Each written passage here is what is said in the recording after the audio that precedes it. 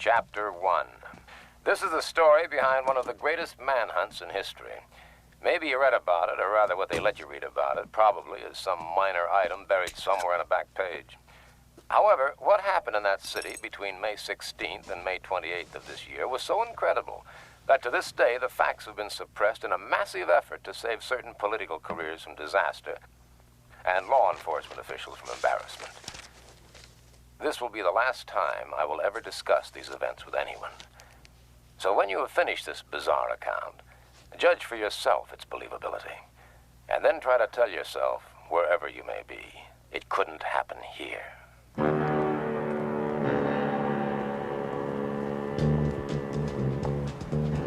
Sunday, May 16th. At approximately 2:30 a.m., Cheryl Hughes was standing at the intersection of Casino Center and Fremont Streets waiting for a girlfriend to give her a lift home.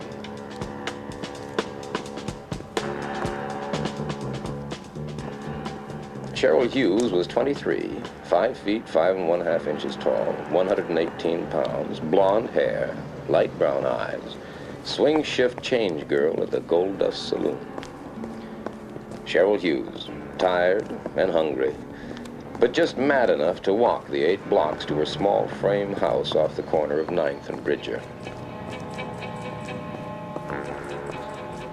Cheryl Hughes, en route to her doom.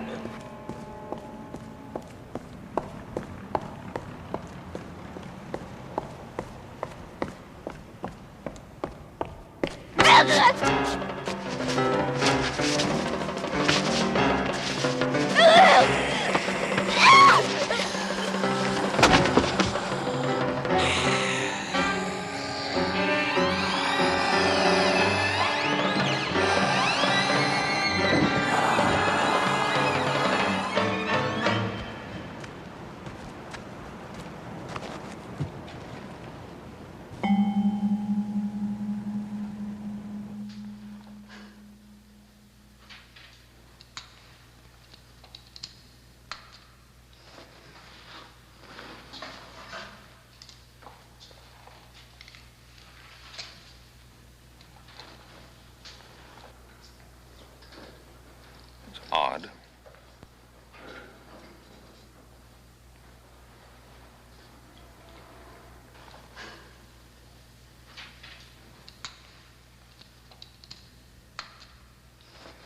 No evidence of dependent lividity either.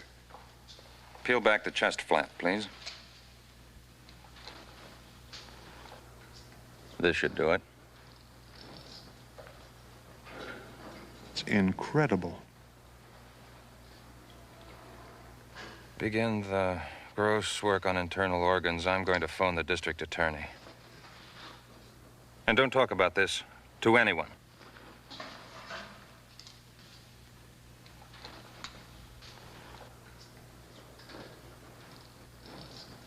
I came into it 2 days later, called back 97 miles from the first vacation I had had in 2.5 years because the story is so big no one else can handle it, according to our lovable managing editor.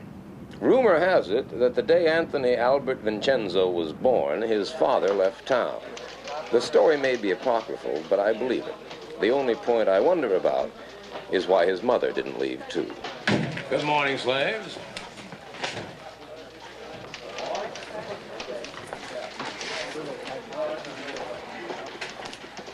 We are not amused. Kolchak, you are on it. A 2-day-old, third-rate murder. You are on it. What about them? They have other assignments. You're beautiful when you're angry. Out. Out.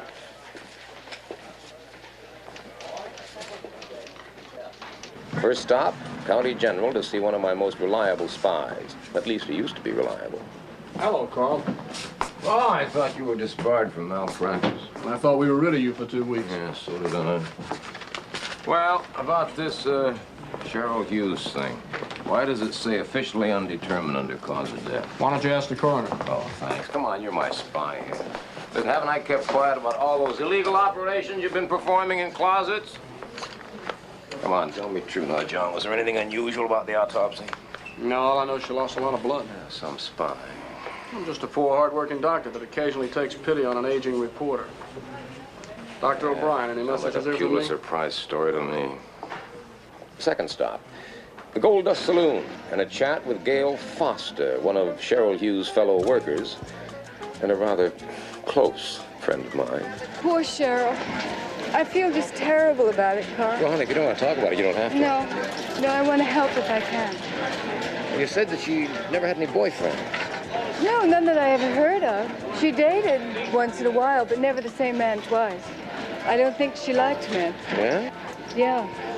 She even took karate lessons in case one got fresh with her. You mean that she knew karate? Yeah. Brown belt. Oh, I see him. I've got to go. Bye-bye.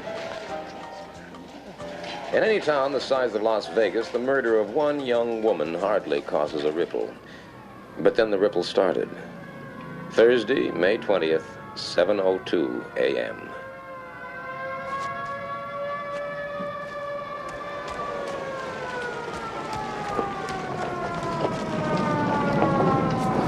Over there. I didn't go down. I couldn't. Okay. Don, take your statement.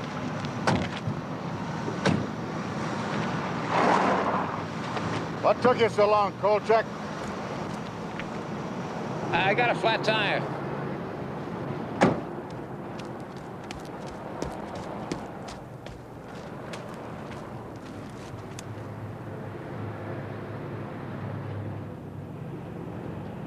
Not a footprint inside. Is that physically possible? If it happened, it's possible. Well, it sure looked like it happened. Now, come on. Bonnie Reynolds, 27, divorced, cocktail waitress at the Harem Room Casino.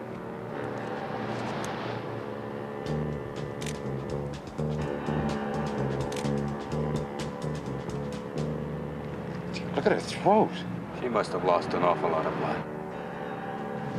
Cheryl Hughes lost a lot of blood, too. You read that in the newspapers, did you? No, I didn't read that in the newspaper.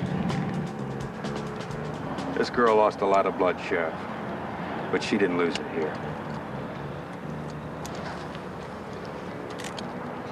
Anything?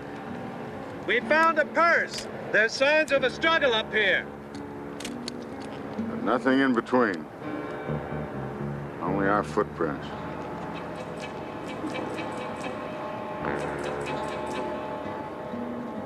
What'd he do, throw her? Who said Bonnie Reynolds was thrown 22 feet into that car? The coroner? I haven't heard about it. Who said this new killing is connected with the Cheryl Hughes murder? The police? Not to me, they haven't. Who said Cheryl Hughes died of massive blood loss? The coroner again? No, he hasn't even turned in his report yet. And who, may I ask, said that a super powerful madman is running loose in Las Vegas? You hearing voices, Kolchak? I did not make up the facts. Oh, I know your boy. Big-time reporter like you, condemned to the sticks for those journalistic grooves. I did not make I know up... you'd like a big fat byline on a big fat story so you can pay your way back to a big fat city job. I did not- Kolchak, I expect you to report, not to come up with fairy tales. And Kolchak, quit bugging the PD. If something turns up, they'll let us know. Meanwhile, use your head and lay off. Whatever they're up to, they don't want any help from amateur bloodhounds like you.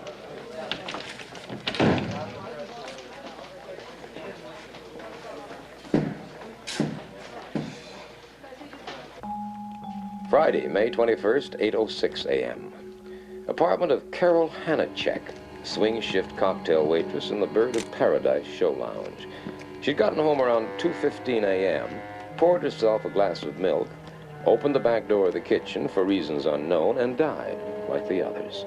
Suddenly, quietly, without disturbing her sleeping roommate only a few feet away. Something of a pattern had started to form, and it was ugly. It was then that people stopped talking. Does that surprise you? Look, Carl, you're not the only one that likes to play detective. The police, the sheriff boys, they all think they're pretty good. And they don't need you. You know, you really make me feel wanted. We've had 3 murders in town, Bernie. We have one tremendously strong guy, maybe more, who goes around killing young girls. And they all lost a lot of blood. Hey, you weren't supposed to know about that. You're not supposed to know about that. But I know it. What about you people down at the Bureau?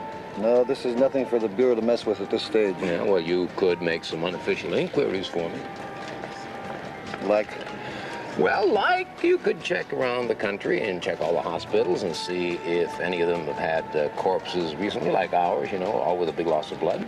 You could check all the insane asylums across the country, the bug houses, see if they released recently a nut who thinks he's Count Dracula, even if he's done nothing to prove it. Do you believe in vampires, little boy? Oh, that's funny. That's very funny. It's very funny, Bertie. Ha-ha. What are you going to do? Are you going to sit like a cheap gonoph guzzling my beer? I'll think about it, okay? Meanwhile, I hope it doesn't disillusion you to know that the local law enforcement people go along with your views. Oh? Somewhat. At this moment, they're waiting for a special report from the coroner and 2 pathology experts who were flown up from LAPD. Oh, yeah? Along with a small truckload of equipment. Yeah? Oh, hi, Marilyn. How are you? Hey, I like your luncheon place. Yeah. Well, say, if you want to hear the special report, meet me at the sheriff's office. Starts at 6:30. Hey, thanks. Don't thank me, just be there. Where you go? Oh.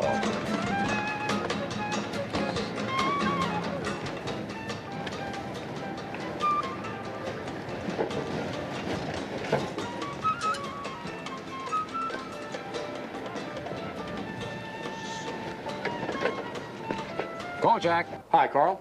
I just thought you'd like to know I heard the Parkway Hospital was knocked over. Yeah, knocked over for what? Cash, drugs, equipment, what? Blood. That's right. Every container in the place. Their entire stock. What about blood type? Seems blood type and RH factor didn't much matter. John. Can't stop now. See you. Yeah, but...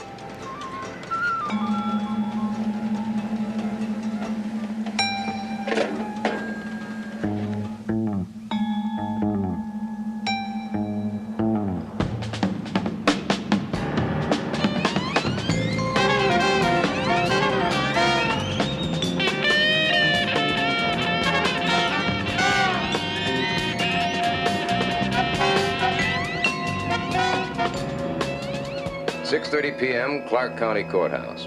Present, in addition to myself and 2 incompetents who called themselves reporters, were Warren Butcher of the Sheriff's Office, Thomas Payne of the District Attorney's Office, Captain Edward Masterson of the Las Vegas Police Department, and old buddy Bernie Jenks, holding forth with his inimitable cool, Dr. Robert McCurgy, boy coroner. We found that death in each case was extremely swift, coming in something less than a minute. After the initial wounds were inflicted, the blood was drained very quickly, some kind of suction device being used.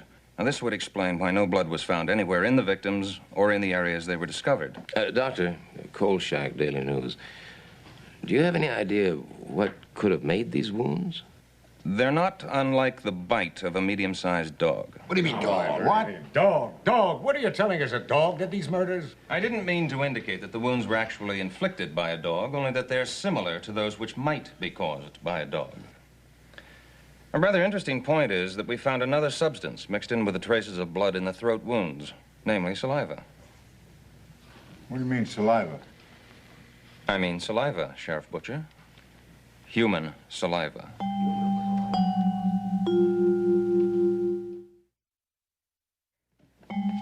If McCurgy had suggested that the murders were committed by a giant butterfly, he couldn't have made more sparks. Now, what do you mean human? Are you suggesting that each of these women was bitten in the throat by a man? At present, the evidence points that way. However, I couldn't and wouldn't hazard a guess as to motivation. I can only be sure they each died from shock, induced by massive loss of blood. Dr. McCurgy, is it possible that he killed these women by biting them in the throat for the express purpose of drinking their blood? Kolchak, now you're here by the mutual suffrage of us all. Sufferance. What? It's sufferance, Sheriff. Whatever it is, just shut up. I'll answer that. There have been cases of people who, through some mental derangement, have come to believe they were vampires. In Germany in the 1920s, there was one fellow who did use his teeth to rip out his victims' Now, throats. we are not going to jump to any conclusions about who or what killed these women. It is possible, you know, to type a person's blood from his saliva. If I were you, gentlemen, I'd look for a very anemic fellow, possibly with some rare blood disease. Well, I don't care what kind of a nut killed these women. But I'll tell you this, he's out there, and I bet he's high on pot or the hard stuff, and he's going to kill again unless he's stopped. Masterson, what have your people got on this Parkway blood theft? Well, the latest is the nurse said she saw something funny out there last night, or early this morning. Seems that a tall, skinny guy dressed as an orderly was nosing around the refrigerated storage area. That's where they keep the blood and the plasma. She didn't think much of it then, but later when she spoke about the guy to the floor super, she was told that there was no such tall, skinny guy on duty there. Description as follows. White male adult, 6'2" to 6'4", thin, about 175 pounds with pale complexion, dark hair. So we start looking for a man, local resident, or worse yet, some outsider who may not even still be in the area. We'll check the airport, the bus terminal, railroad station, blockade the highways, and if we're lucky, we'll get him. If he's stupid enough to still be hanging around after 3 crimes. Now, you got any other suggestions? Just do it. All right, let's break this up. Thank you, Dr. Thank you, Doctor. Mr. Payne, I shouldn't be too inclined to reject Mr. Kolchak's theory out of hand if I were you. It is at best highly speculative, but not altogether unwarranted. Kolchak, you can throw away that cassette. Now, this vampire stuff is to stay right in this room. Until we have the assailant in custody, we say nothing about these women being drained of blood. There'll be no rumors, no reports in the paper. The official opinion at this time is that the cause of death is undetermined. We don't want to cause a panic. It's bad for police operations. It's bad for the people.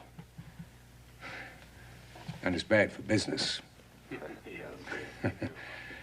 Thank you for your cooperation. Well, Kolchak, I want to have a talk with you. Now, boys, there's no reason to bother the doctor anymore. I have a prepared statement in my office. You can go back to the lab. Kolchak, you're becoming a real pest. I'll have to have a word or two with Vincenzo about you. You know, maybe one of the other boys at the office should handle this from here on. Keep your nose clean, son. Stay out of other people's business. It's healthier that way. Carl, will you watch what you're saying? You know these guys. You could find yourself out of a job in 86 all over town. That go for you too, Jenks? Oh, boy, who can talk to you when you get like this? Now, listen, I'll nose around unofficially for you on anything you bring me, just between the two of us. But do me a favor and stay away from me for a few days, just for friendship's sake.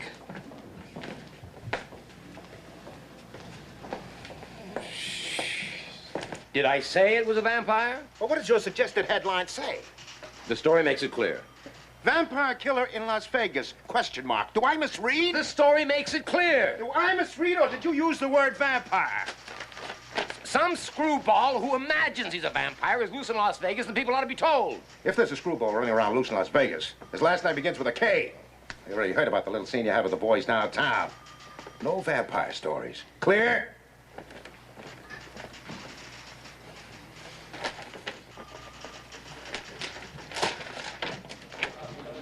How about a special featurette with a border of roses? An interview with the 2 girl victims in heaven with a celestial choir in the background. Ow!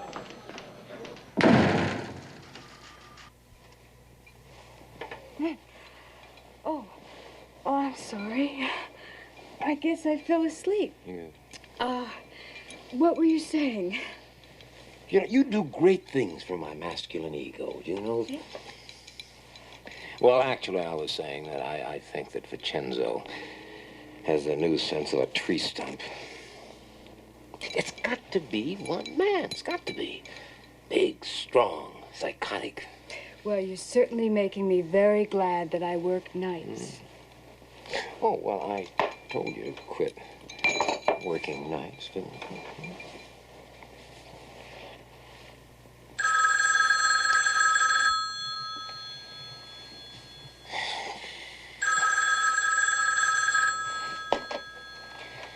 Kolchak.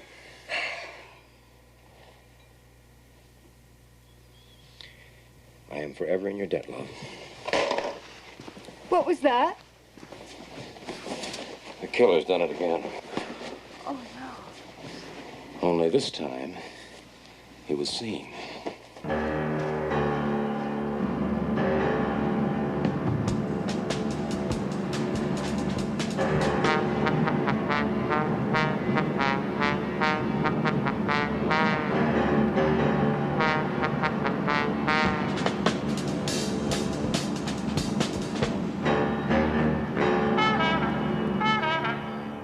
Standing over there. I thought he was kissing her. And then he turned and she fell down over there by the car. He must have followed her home. I'm sorry. I can't.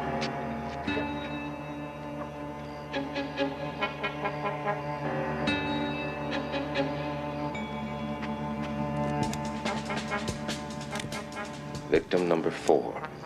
Mary Brandon, showgirl, 25, 5 feet 8 inches tall, 125 luscious pounds. Less the weight of 12 pints of blood, of course. Well, looks like Bela Lugosi's struck again. Knock it off. It's her daughter. Oops. I'm all right now. Now, the car he drove away in, was it new? No. It was a few years old, I think. It was a maroon coupe. I'll call it in. Barney, may I, Yeah, but take it easy. I'm sorry, ma'am. Kolchak, the Daily News. That was your daughter?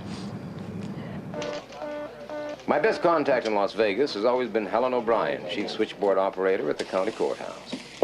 Hello, adorable. You're a sadist. Mm-hmm.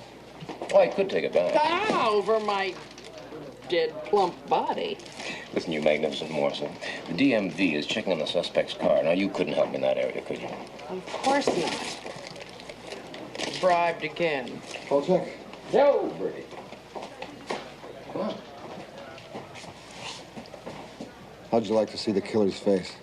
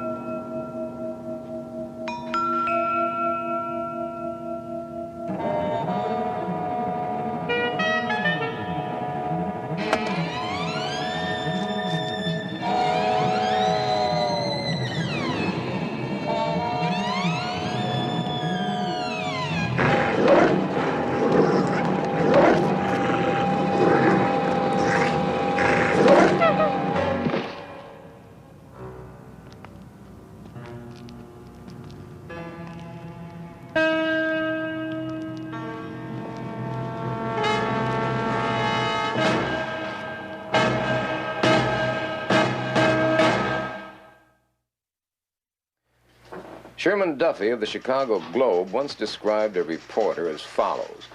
Socially, he fits in somewhere between a hooker and a bartender. Spiritually, he stands beside Galileo because he knows the world is round. Not that it does much good, of course, when his editor knows it's flat. Kolchak. Shelley Forbes has got to be his 5th victim. Look at the way her dog was killed. You'll never give up, do you? What do you mean? I mean, this is unacceptable. Unacceptable? Kolchak, I'm very close to firing you, even though the owner of this paper has a soft spot in his head for has-been big city reporters.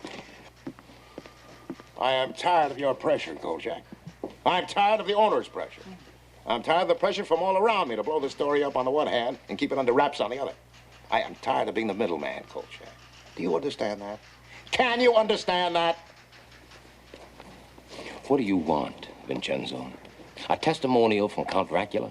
Out! Get out! What is this out, get out game we play? This nut thinks he is a vampire. He has killed 4, maybe 5 women. He has drained every drop of blood from every one of them. Now, that is news, Vincenzo. News. And we are a newspaper. We are supposed to print news, not suppress it. You know darn well why we're soft-pedaling this thing. No! Tell me why. Could it be because we have been told to? Kolchak, you are an idiot. Worse, you're irresponsible. All these murders mean to you is a byline. Well, what the hell difference does it matter what it means to me? The point is that we are suppressing news. We are withholding information. Everybody in town knows what's going on. The police, the DA, the coroner's office. Every reporter on every newspaper in Las Vegas knows what's going on. The only people who don't know are the people. At last, you got the point, Kolchak. The people in Las Vegas don't know. Because the people in Las Vegas would come unglued if they did know. Even more than they're coming unglued already. Capiche? Tuesday, May 25th, 7:30 p.m. Helen O'Brien had told me that the DMV had come up with 16 possibles. All but one had been eliminated. The car owner's name, Martin Lubin. Address on Spring Mountain Road. Name and address, both phony. Name of salesman who sold car, Fred Hurley. So I sets him a price. He don't say nothing. He just stands there looking at me. All right, now, how'd you find out about this, Kolchak? Well, a fat little bird told me about it. Now, Don't you stop just on my account. keep your mouth shut. Yes, sir. Okay. Well, like I said, he just stands there looking at me. Then he tells me the price is too high. $300 too high. And he keeps staring at me as if daring me to tell him the price is $1,200. Is this fella? Now, stop doing our job for us, Kolchak. That's already been established. Yeah, well, you see, I told him only he had a mustache. Mustache? Yeah. Did you sell him the car? Well, I started to say no. But something inside tells me, don't mess with this guy. I mean, he's a creep. With them red eyes and that voice, he's enough to keep a guy from working nights. All my life, I've waited for a story like this. All my life. And when it finally comes, I can't get it printed. Do you know, the holes in Mary Brandon's neck were airbrushed out before they printed the photographs? Yeah. Carl, if you keep going on like this, you're going to get fired again. Let's see, how many times has it been? Twice in Washington, 3 times in New York, twice in Chicago, and once, or was it twice in Boston? Huh. I'm becoming extinct in my own lifetime. Homo nous lacus, natural habitat, a pool of sour mash bourbon. You know, I really ought to light a candle to Ben Heck. Here. You ought to quit your job, you know. And you'll support me? Well, Oh, come on, honey, I'm serious. That weirdo's hit 5 girls, and they were all night workers. 5? Yeah, 5. Oh. Yeah, a girl named Shelley Forbes is missing, and I'll bet my bottom dollar she's victim number 5. Hey, you know, you are in the shirt pretty good there. Carl, I've been doing some thinking. Oh, what do you know about vampires? Well, only they wear dinner suits and talk with marbles in their mouth. Oh, will you please be serious? Watch my natural habitat down.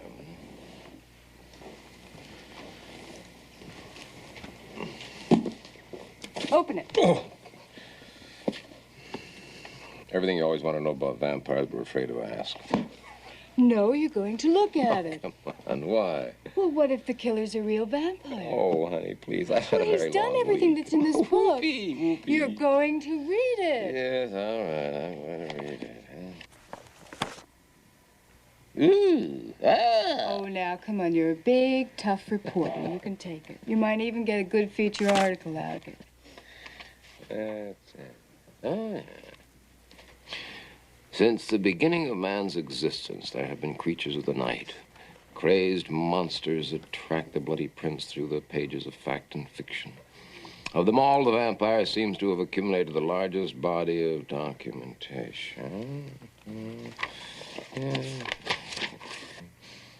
By night, the vampire is virtually indestructible, fearing only the sign of the cross. Before daybreak, he must return to his coffin, otherwise he will be destroyed by the purifying rays of the sun. It is then, while he lies dormant, he can be destroyed by hammering a wooden stake through his heart. According to the legend, the victim of the vampire will ultimately rise again as the living dead and must be destroyed in a similar manner. From any source available, the vampire must have blood.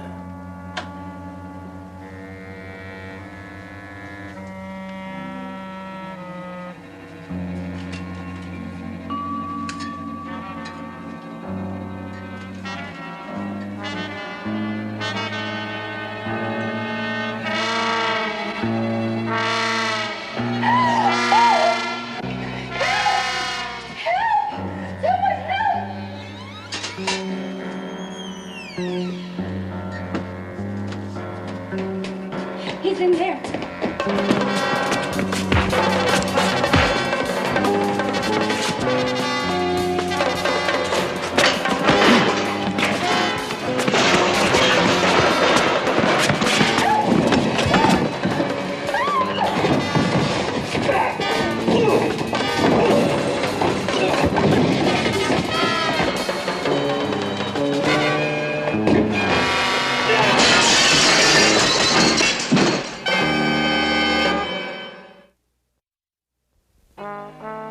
I was doing double duty as night editor when the PD squawk box went crazy about a wild brawl at the old town hospital.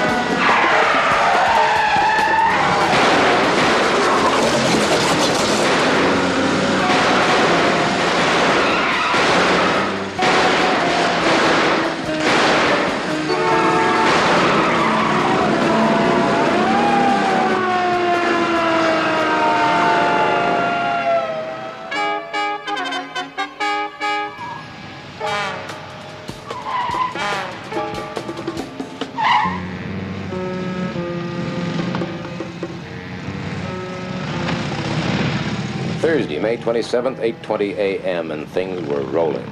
Our morning edition hit the streets, recapping all the action at the hospital. The TV people, as usual, had missed out completely, and the radio stations were literally reading our copy on the air. But now the whole lid was really blown off. The maniac had been identified. Sorry I'm late. I just got these out of the suit. Yeah. Now, here's a rundown on the Scotland Yard and the Interpol findings. Subject, Janos Skorzny. Born in Craiesti, Romania, 1899. Now, wait just a minute. You trying to tell me this guy's over 70 years old? Come on, Bernie. Your boys have come up with a wrong man. Like hell we have. These facts have been triple-checked and confirmed. Now, look, I've been up all night, and I'm pretty tired. Now, do you want it or don't you? All right, Bernie, just take it easy. Let's hear it. All right. Skorzny's father died in 1923. He left somewhere between $75 and $100 million.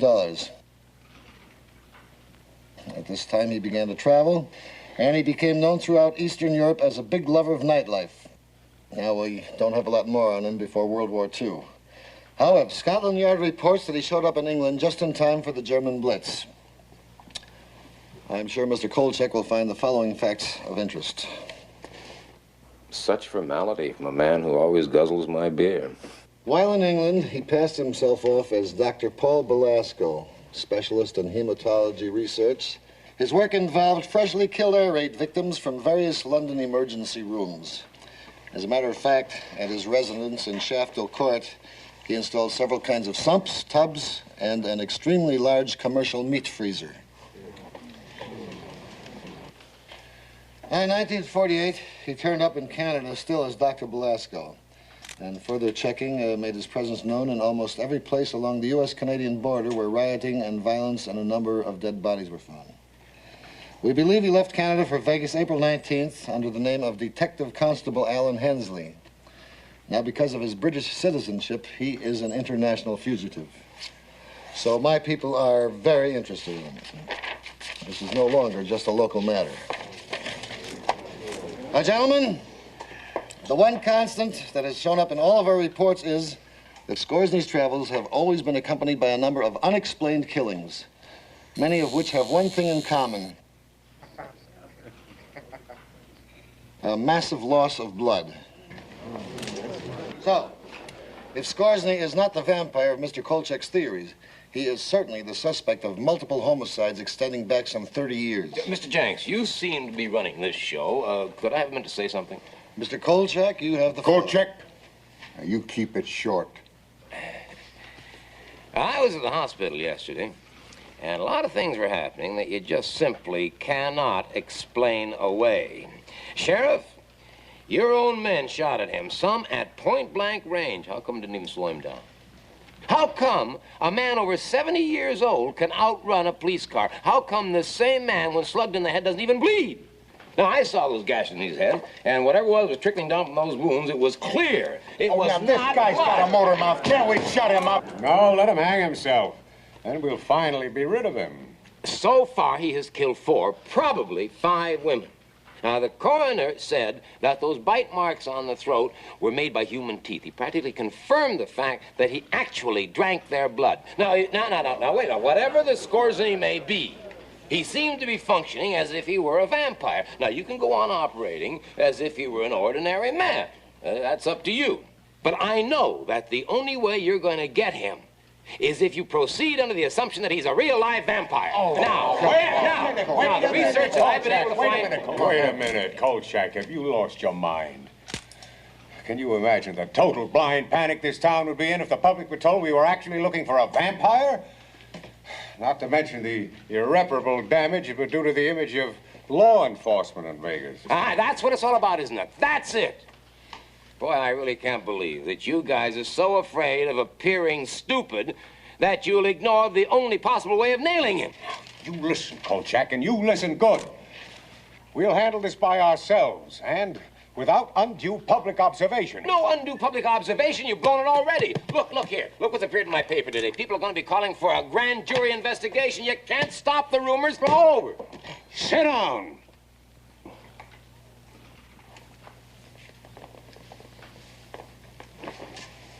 I don't care what's been printed in the newspapers. This man is still classified as an ordinary maniac, and he'll be settled by standard police procedures. Oh, boy. And you better start cooperating with that fact, Kolchak, or you want to get your pushy-tushy kicked right out of town. You dig? Yes, sir, I dig. But just remember, the next time you blow it, who's got the answers, sir? All right, Ed. Let's get on with it. What have you got? Well, 2 departments combined have 650 men on full-time duty. All leaves are canceled, and everyone's working a 16-hour day. Our chopper is going from dusk to dawn. We've got unmarked cars patrolling the casino center and the Strip. All roads are blocked, and we're receiving complete cooperation from the Highway Patrol and the Jeep posse. You got it? Got it. Repeat. What did I say? Show every real estate agent in town a picture of this guy's puss and ask them if they sold a house to anybody that looks like him. Good boy, you got it. Now get going. Now, wait a minute. Wait till I lose this last dollar. Mickey, has the idea of winning ever occurred to you?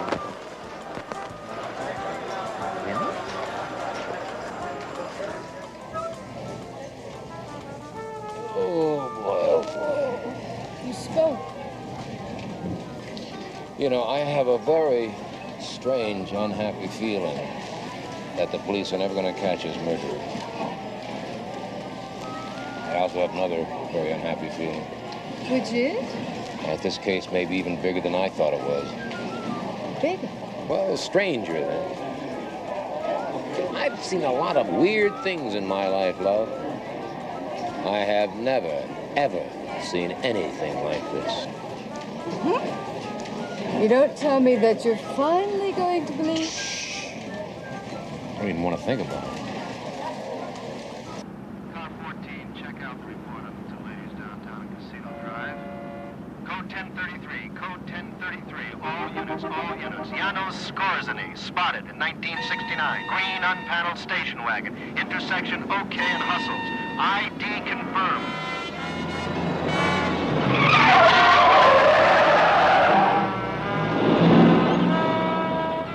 Positive visual contact made. Units 7 and 8, seal off. Rexford and Hustles and OK. Repeat, units 7 and 8. Unit 3, close off Park Paseo, Las Vegas Boulevard. Units 4, 6, move north to face Unit 3 at Park Paseo and 5th. Unit 5, move up to Bracken, to 5th place, all units.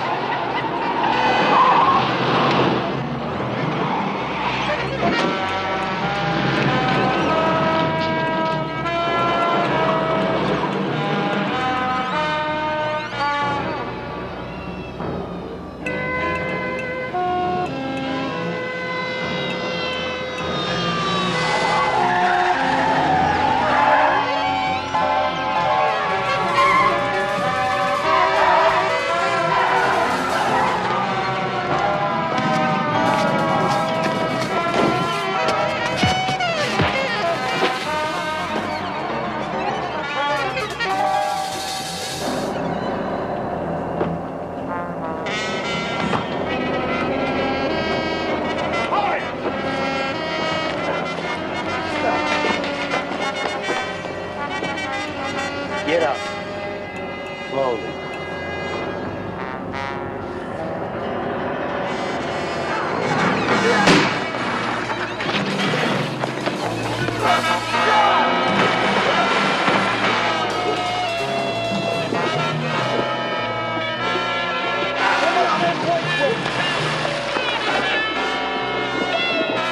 He's holding fingers down.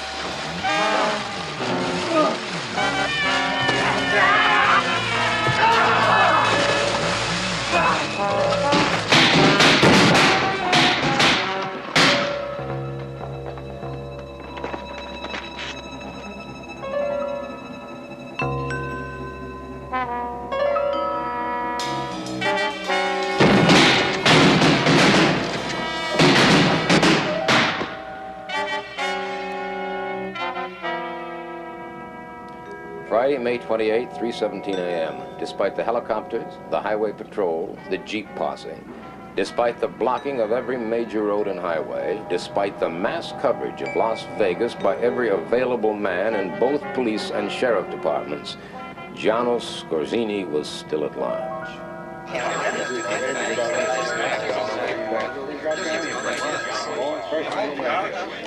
The courthouse conference room had been a scene of chaos for more than 3 hours now. Messages were still flooding in from every outside unit. Every available man who had taken place in the capture attempt was being debriefed. At the hospital, 2 officers had died and a third was hovering on the edge. Reports on them were still coming in as the greatest manhunt in the history of Las Vegas continued in vain.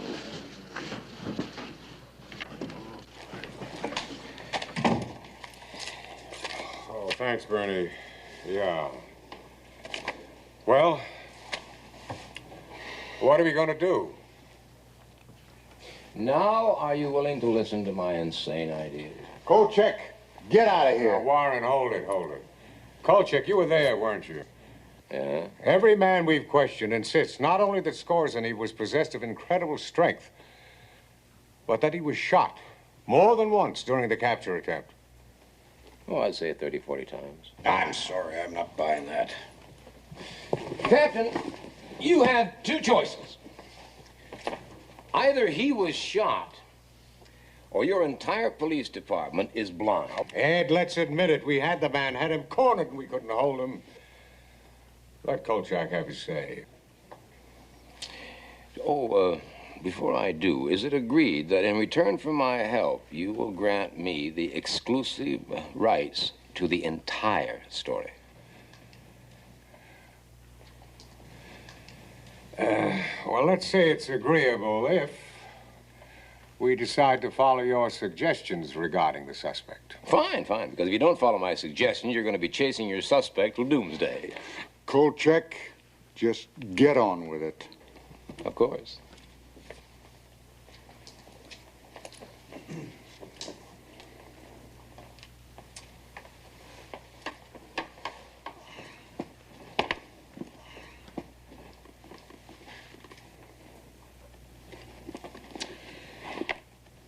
Each man in the field is to be issued one of these, to be carried in his pocket.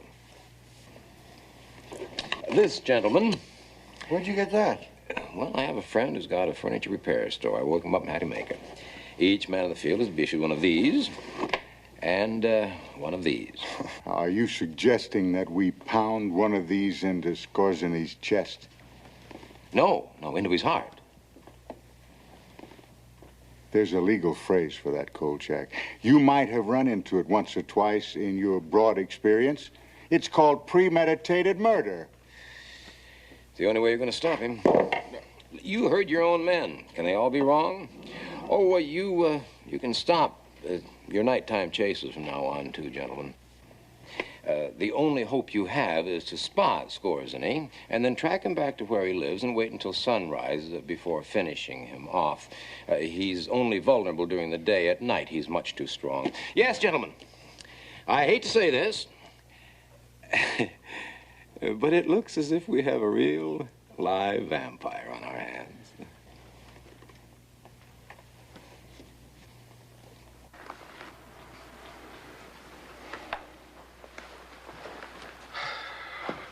Ed. Yes, sir. Warren. Yeah. Tom, I'd like to be in on this, too.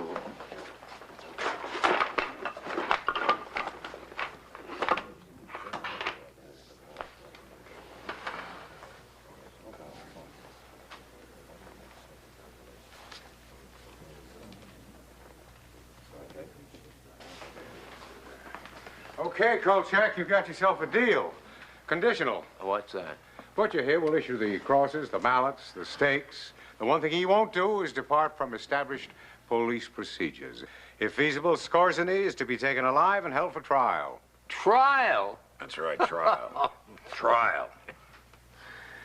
All right. In return for what? You will get the exclusive rights to the story. Good. When the blackout is lifted. Yeah. Any other conditions? One more. What's that? If it turns out you're wrong, you're to be out of town in 12 hours. Take it or leave it.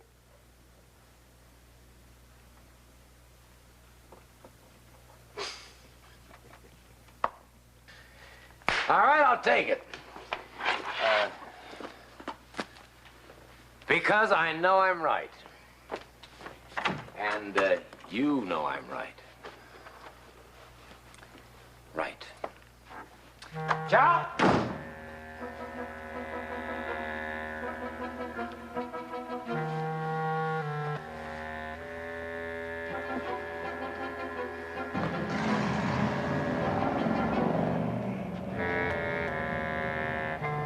I'll take Manhattan, the Bronx and Staten Island, too. Watch out, you great, big, wonderful Big Apple. Kolchak's coming back. Yeah! As Manhattan's coming here, wait till I get to the rain.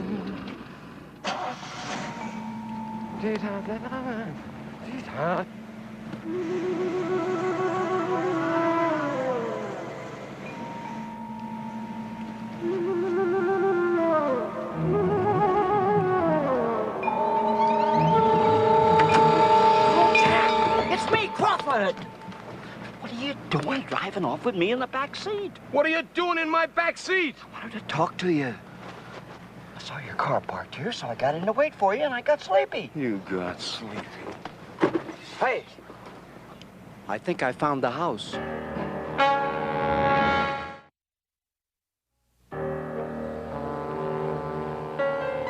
I told Crocker to give me 30 minutes before telling Jenks where I was.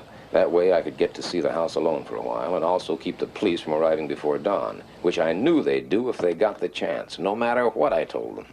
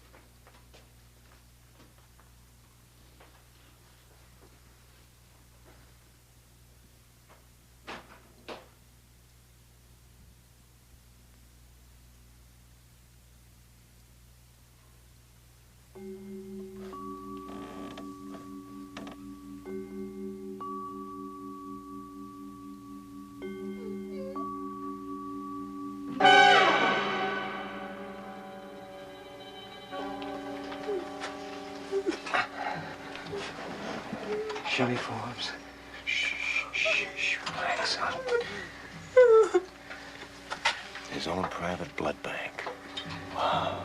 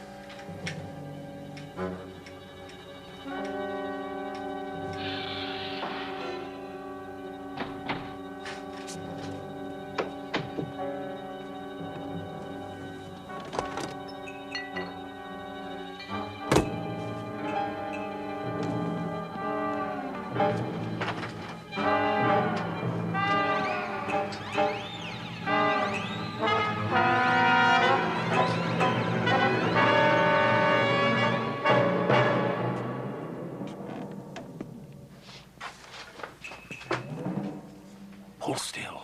It won't stick.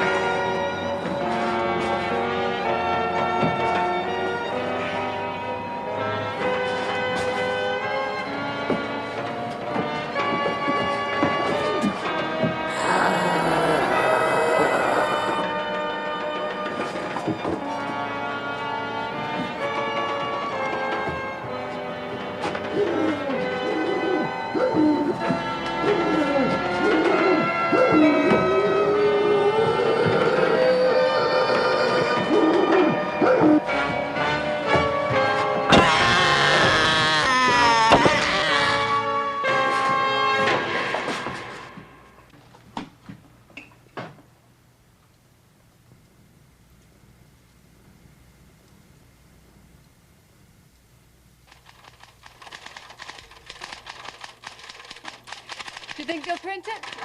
I know they will. We've got an agreement. Hey, you look kind of tired. Do you want me to drive you to the office? Go on, hush your body. I want to finish this in time for the special edition. Hey, why don't you stop working nights Oh, Carl, not that again. and marry me? Yeah, well, you're a good cooker and a good kisser. Why not? Oh, baby, you're gonna love New York City. Honey, after this story hits the news services with my byline on it... Us married? Yes, us married! Don't look now, baby. But Kolchak's coming back in style.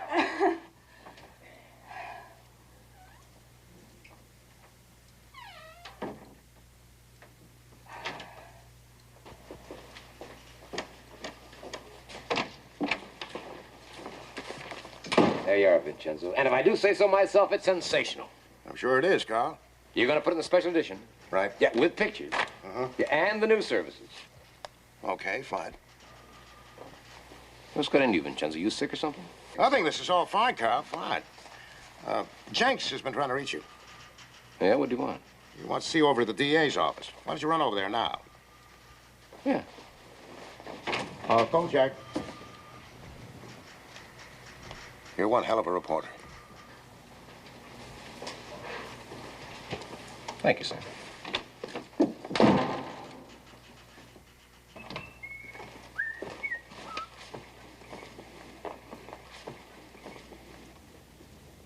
And a bright good morning to all of you.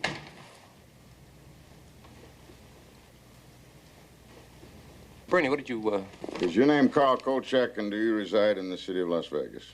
Well, you know my name's Carl Kolchak. What's going on? Carl Kolchak, you're under arrest on the charge of murder. The state requires that you be informed that you have the right to remain silent. No. Oh, no. No chance. You're not going to pull that one on me. No. Kolchak! You are under arrest.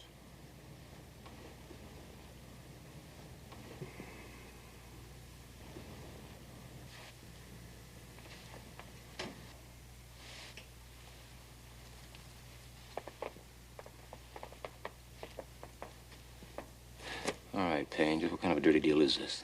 You have a very short memory, Kolchak. A few hours ago, Sheriff Butcher himself saw you actually pound a wooden stake through a man's heart with this mallet. A man wanted for questioning. Questioning, mind you. He hadn't been arrested. He hadn't even been charged. You broke up our stakeout, and after we were kind enough to invite you to go along, you just charged in there in front of us and killed Janos Skorzeny before we had a chance to do anything. Well, you were even ranting and raving about this Skorzeny being some kind of a vampire, and you had to save the world. And that, Mr. Kolchak, is murder one. Now, if you plead insanity, you might get lucky, but I promise you this. You'll be committed to an asylum for the rest of your life.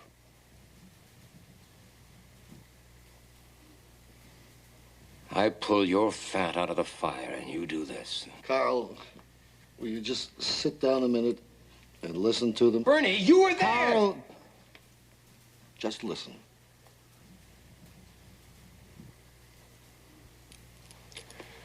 This is your story, Kolchak. It's already being printed. This morning, shortly before sunrise, Las Vegas Sheriff deputies under the command of Sheriff Warren A. Butcher, 45, surrounded the home of Janos Skorzeny, a fugitive from a federal warrant, and in a pitch-gun battle were forced to kill him. Never. You'll never get away with it. What's to stop me? You're gonna stop yourself, Kolchak. Because if you open your mouth, we'll find you, bring you back, use this warrant, and put you away forever.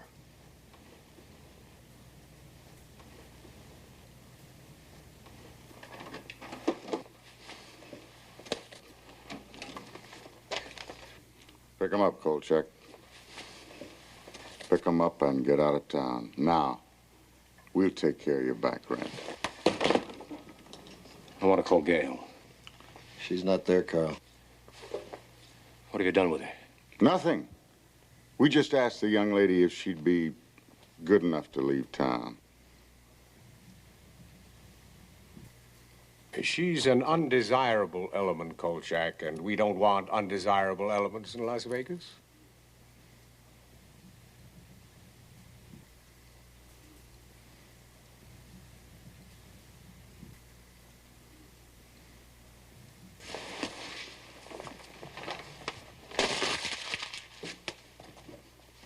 Carl, there's nothing I can do. Carl, you let me know where you end up, huh? Yeah, sure, Bernie. I'll keep in touch.